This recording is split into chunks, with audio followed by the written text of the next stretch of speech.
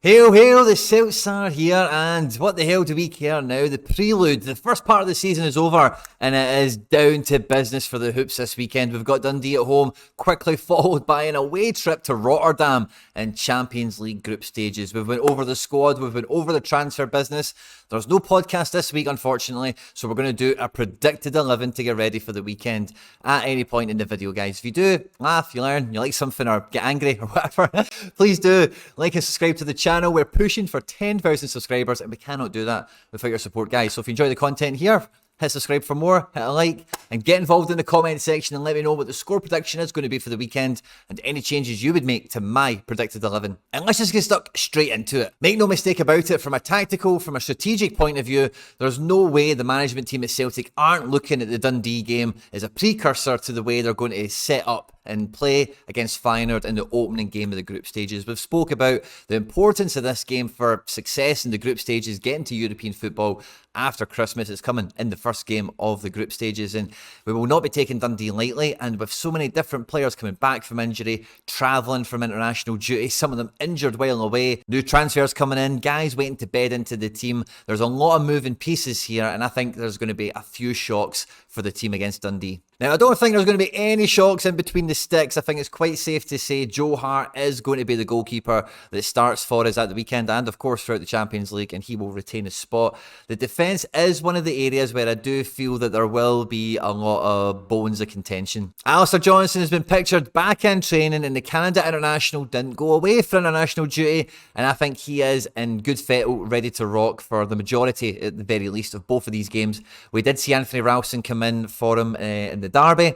Maybe that happens against Dundee to save him for Rotterdam. Maybe it happens in Rotterdam also, but Johnson is in. We had a fantastic interview on the channel earlier this week from Josh, who met Nat Phillips, and in that interview there was some interesting details revealed. He sees himself more as a right-sided centre-back, and he's got no airs of graces about his position in the squad. He's here to be the fireman. He's here to cover us for this injury crisis we've got, and I think he is going to start alongside Alistair Johnston. Liam Scales, man of the match in the derby, and the only left-back we have registered for the Champions League, Greg Taylor. Now, this is maybe where, that is my predicted defence, okay, but I do think if there was going to be a funny wee curveball in defence, we might see something a wee bit more left field, pardon the pun. And maybe Scales plays left back and medium-sized Gus, the £3.5 million transfer from Elfsborg in the summer window, partners emergency loan signing Nat Phillips in the heart of defence, and we see something a bit more restrictive in terms of that side of the defence. We allow AJ and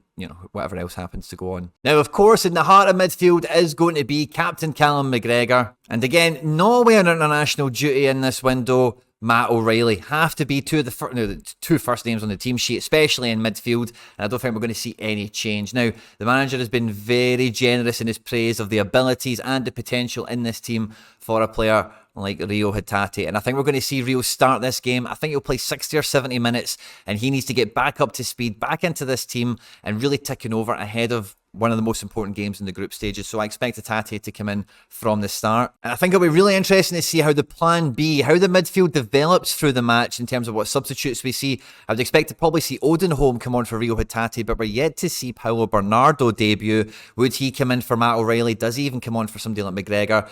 Do we even see Iwata maybe debut in the Dundee match? It'll be really interesting to see how midfield develops over the 90. There can only be one centre forward starting this game, getting ready for Champions League football. Kyogo has got unfinished business, and he had a decent wee international break there. Only had to go to Germany, only played one game, got a decent enough performance out of himself, and he'll be coming into this game looking to keep that form up, looking to keep that tempo going into Champions League and, right in that unfinished business, as it were. And partnering him on the left-hand side, I would expect it to be his Japanese teammate, Daisen Maeda.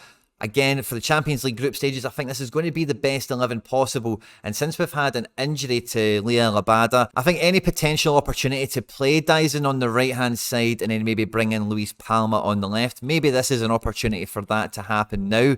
But I'm not as convinced that is the opportunity that is arising here. I think we're going to see a bit more of an opportunity as time goes on for Yang. But for me, James Forrest starts against Dundee, and I think he'll start against Feyenoord as well.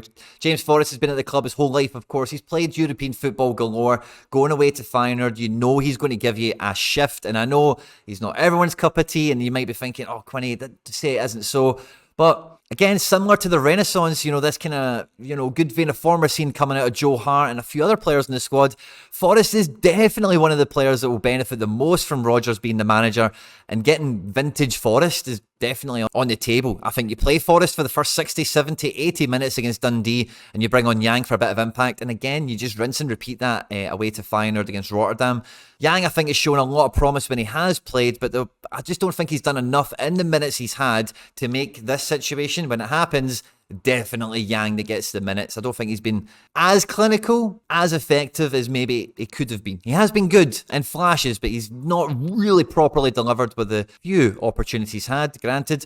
But I think Brendan Rodgers, the manager, will go for kind of safe on this one, something close to a top strength team that's played in this environment before, knows the course and can get over the line. And I say Yang is a fantastic option to come on after 60 minutes, after 70 minutes, and really change the game up and be a lot more dynamic and be a lot more of a trouble player to any defender, again, whether that be for Dundee or in the Feyenoord match itself. So I think that will equal this being the starting 11 for the Dundee match, and subsequently, I'll even go as far as to say for Rotterdam as well. Now, hopefully having Rio Hatate back in the team, a left-footed centre-back who's feeling pretty confident after getting man of the match in the derby, and Liam Scales, alongside having McGregor, O'Reilly, Kyogo, Dyson, they're all getting good minutes under their belt, good reps so far this season. There's been less rotation in that respect, and I do feel that the team, potentially with a really good result against Dundee, we can go into the Feyenoord game pretty confident, despite it being an away match, and normally we're a bit more reserved. I'm hoping for a confidence-building scoreline, and I'm going for 5-0. I can see a lot of the goals coming in the first half, and then as the game winds down, it'll be the substitutes. Maybe one or two of them will get something,